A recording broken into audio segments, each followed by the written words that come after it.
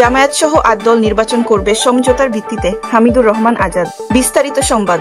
যুগপৎ আন্দোলনে থাকা জামায়াতে ইসলামী সহ ৮টি দল আসন সমঝোতা করে নির্বাচনে অংশ নেওয়ার প্রস্তুতি নিচ্ছে।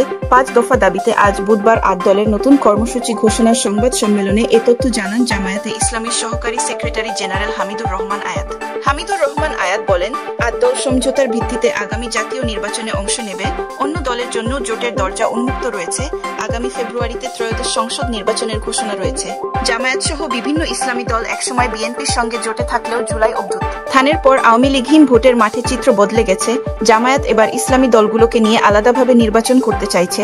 জামায়াতের সঙ্গে যুগপৎ আন্দোলনে থাকা দলগুলো হচ্ছে ইসলামী আন্দোলন বাংলাদেশ, বাংলাদেশ খেলাফত মজলিস, বাংলাদেশ খেলাফত আন্দোলন, বাংলাদেশ ডেভেলপমেন্ট পার্টি ও জাতীয় গণতান্ত্রিক পার্টি। জুলাই সন্ধ্যের আইনি ভিত্তি দেওয়া, দলগুলোর প্রাপ্ত ভোট সংখ্যার ভিত্তিতে সংসদের উচ্চকক্ষে আসন বন্টন, গণভোট জাতীয় সংসদ নির্বাচনের আগে আলাদাভাবে করা সহ ৫ দাবিতে এই দলগুলো আন্দোলনে নামে।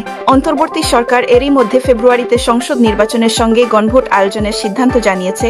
একই দিনে গণভোট ও জাতীয় নির্বাচন করার সক্ষমতা সরকারের রয়েছে কিনা তা নিয়ে সংবাদ সম্মেলনে সংশয় প্রকাশ করেন জামায়াত নেতা আজাদ।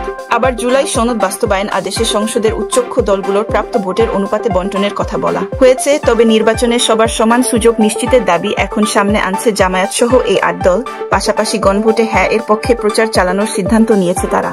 সংবাদ সম্মেলনে ৮ দলের নতুন কর্মসূচি হিসেবে ৩০ নভেম্বর থেকে আগামী ৬ ডিসেম্বর পর্যন্ত ঢাকা বাদে দেশের ৭ বিভাগীয় শহরে সমাবেশের ঘোষণা দেন বাংলাদেশ খেলাফত মজলিসের সিনিয়র নায়েবে আমির ইউসুফ আশরাফ। রাজধানীর পল্টনে বাংলাদেশ খেলাফত মজলিসের কেন্দ্রীয় কার্যালয়ে ৮ দলের লিয়াজো কমিটির বৈঠক শেষে সংবাদ সম্মেলনে আসেন দলগুলোর নেতারা। অন্তর্বর্তী সরকার এরই মধ্যে ফেব্রুয়ারিতে সংসদ নির্বাচনের সঙ্গে গণভোট আয়োজনের সিদ্ধান্ত জানিয়েছে।